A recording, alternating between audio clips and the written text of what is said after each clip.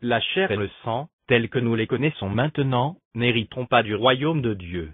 Le corps sera transformé à la résurrection. Première épître de Paul aux Corinthiens, chapitre 15, verset 50. Ce que je dis, frères, c'est que la chair et le sang ne peuvent hériter le royaume de Dieu, et que la corruption n'hérite pas l'incorruptibilité. Donc, les anges qui sont dans le royaume de Dieu, ont ni chair, ni os. Et à la résurrection, les humains auront un corps de chair et d'os, différent de celui qui est actuellement, sur terre. Évangile selon Matthieu, chapitre 7, verset 21, et chapitre 8, verset 11. Ceux qui me disent, Seigneur, Seigneur, n'entreront pas tous dans le royaume des cieux, mais celui-là seul qui fait la volonté de mon Père, qui est dans les cieux. Etc. Or, je vous déclare que plusieurs viendront de l'Orient et de l'Occident, et seront à table avec Abraham, Isaac et Jacob, dans le royaume des cieux. À Jésus, quelqu'un a déjà demandé lequel de ces 7 maris, une femme aura dans la résurrection au dernier jour. Évangile selon Marc, chapitre 12, versets 23 à 25. Dans la résurrection, quand ils ressusciteront, duquel d'entre eux sera-t-elle la femme, car les 7 l'ont tue pour femme? Jésus leur répondit, n'êtes-vous pas dans l'erreur, parce que vous ne comprenez ni les Écritures, ni la puissance de Dieu? Car, à la résurrection des morts, les hommes ne prendront point de femmes, ni les femmes de Marie, mais ils seront comme les anges dans les cieux. On comprend maintenant pourquoi. Bien que la preuve soit faite qu'un ange ne peut pas concevoir d'enfant dans une humaine, je continue mon exposé. Revenons à l'époque de Noé, où les fils de Dieu prirent des filles des hommes pour femmes. Dieu envoya de l'eau par-dessus toute la planète, pour tuer tous les humains sur terre, à l'exception de 8 personnes qui ont vécu à ce déluge d'eau que Dieu a envoyé sur la terre entière. Première épître de Pierre, chapitre 3, verset 20. Qui autrefois avait été incrédule, lorsque la patience de Dieu se prolongeait, au jour de Noé, pendant la construction de l'arche, dans laquelle un petit nombre de personnes, c'est-à-dire 8, furent sauvées à travers l'eau.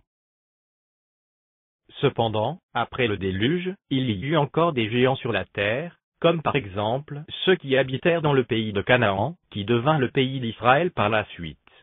Ce qui signifie que ces géants sont bien des humains et qu'ils peuvent se reproduire. Cette race, ces géants, a passé l'étape du déluge, et ceci nous montre une fois de plus que ces géants ne sont pas le produit de relations sexuelles contractées entre des anges et des humaines qui se seraient fait avant le déluge. Version Louis II, Actes des Apôtres, chapitre 17, verset 26.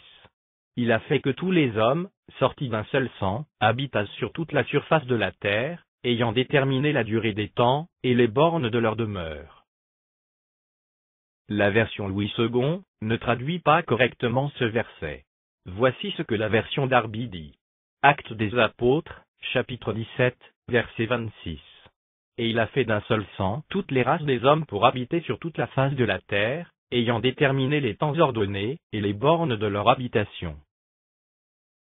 Mais voici dit d'une façon plus précise à partir du texte grec. Actes des Apôtres, chapitre 17, verset 26. Et il a fait d'un seul, toute nation d'humains. Analysons ce verset à partir du grec. Et il a fait d'un seul homme, toute nation d'humains. En grec, le mot traduit par « un seul » est « énos ». C'est l'adjectif numéral « un ». Il est au génitif, masculin, neutre, singulier. Le mot « homme » est absent dans le grec. Mais on voit qu'il s'agit quand même d'un seul homme.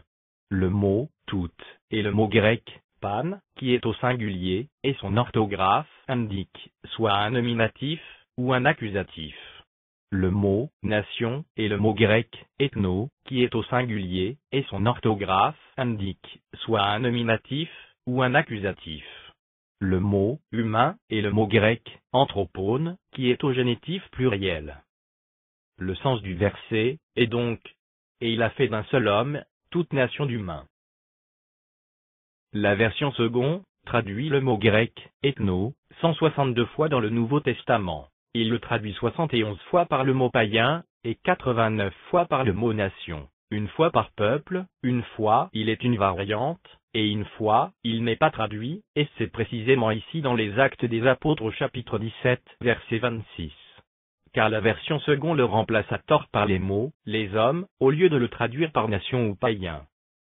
Voici quelques exemples de versets où l'on retrouve ce mot grec « ethno », « nation ». Évangile selon Matthieu, chapitre 24, versets 7 et 14, chapitre 25, verset 32. Une nation, ethno, s'élèvera contre une nation, ethno, et un royaume contre un royaume, et il y aura, en divers lieux, des famines, et des tremblements de terre, etc. Cette bonne nouvelle du royaume sera prêchée dans le monde entier, pour servir de témoignage à toutes les nations. Ethno. Alors viendra la fin. Etc. Toutes les nations, ethno, seront assemblées devant lui. Il séparera les uns d'avec les autres, comme le berger sépare les brebis d'avec les boucs. Évangile selon Luc, chapitre 22, verset 25. Jésus leur dit, les rois des nations, ethno, les maîtrisent, et ceux qui les dominent sont appelés bienfaiteurs. Livre de l'Apocalypse de Jean, chapitre 5, verset 9.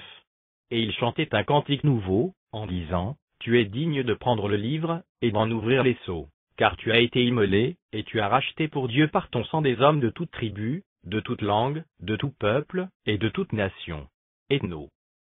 Actes des Apôtres, chapitre 8, verset 9. Il y avait auparavant dans la ville un homme nommé Simon, qui, se donnant pour un personnage important, exerçait la magie, et provoquait l'étonnement du peuple, ethno, de la Samarie. Livre de l'Apocalypse de Jean, chapitre 15, verset 3, et chapitre 17, verset 15. Tes voix sont justes et véritables, roi des nations. Ethno. Etc. Et il me dit, les eaux que tu as vues, sur lesquelles la prostituée est assise, ce sont des peuples, des foules, des nations, ethno, et des langues. Peut-on dire qu'il existait une nation avant le déluge à l'époque de Noé? Dieu détruisit tout sur la terre par l'eau, à l'exception de Noé et des siens. Après le déluge, les hommes se multiplièrent, et ils parlaient tous une même langue. Ils décidèrent de construire une tour, la tour de Babel, et de ne jamais se disperser. Dieu vint confondre leur langage afin qu'ils n'entendent pas le langage l'un de l'autre. Et de là, se formèrent des nations. Tous les hommes de ces nations viennent des trois fils de Noé, donc de la descendance de l'homme Noé, donc également de la descendance de l'homme Adam, qui est l'ancêtre de Noé. C'est de ces trois fils de Noé qu'est venue la répartition des nations sur la terre, et non de gens venant de soi-disant mariage entre anges et humaines avant le déluge. Livre de la Genèse, chapitre 11, versets 6 à 9. Et l'Éternel dit, voici, ils forment un seul peuple, et ont tous une même langue, et c'est là ce qu'ils ont entrepris. Maintenant rien ne les empêcherait de faire tout ce qu'ils auraient projeté. Allons, descendons, et la confondons leur langage, afin qu'ils n'entendent plus la langue, les uns des autres. Et l'Éternel les dispersa loin de là sur la face de toute la terre, et ils cessèrent de bâtir la ville. C'est pourquoi on l'appela du nom de Babel, car c'est là que l'Éternel confondit le langage de toute la terre, et c'est de là que l'Éternel les dispersa sur la face de toute la terre. Livre de la Genèse, chapitre 10, verset 32. Telles sont les familles des fils de Noé, selon leur génération, selon leur nation. Et c'est d'eux que sont sorties les nations, qui se sont répandues sur la terre après le déluge. Actes des Apôtres, chapitre 17, verset 26. Et il a fait d'un seul homme toute nation d'humains. Ici, dans le grec, les deux mots, toute nation, sont au singulier pour signifier l'ensemble de toutes les nations. Voici quelques exemples de versets où l'on retrouve ces deux mêmes mots grecs, toute nation, qui est utilisé dans notre verset 26 des Actes des Apôtres au chapitre 17. Livre de l'Apocalypse de Jean, chapitre 7, verset 9, chapitre 13, verset 7, et chapitre 14, verset 6. Après cela, je regardai, et voici, il y avait une grande foule, que personne ne pouvait compter, de toutes, même mot grec au singulier. Nation, même mot grec au singulier. De toute tribu, de tout peuple, et de toute langue. Ils se tenaient devant le trône et devant l'agneau, revêtus de robes blanches, et des palmes dans leurs mains, etc. Et il lui fut donné de faire la guerre aux saints, et de les vaincre. Et il lui fut donné autorité sur toute tribu, tout peuple, toute langue, et toute, même mot grec au singulier. Nation, même mot grec au singulier. Etc. Je vis un autre ange qui volait par le milieu du ciel, ayant un évangile éternel, pour l'annoncer aux habitants de la terre, à toutes, même mot grec au singulier. Nation, même mot grec au singulier. À toute tribu, à toute langue, et à tout peuple.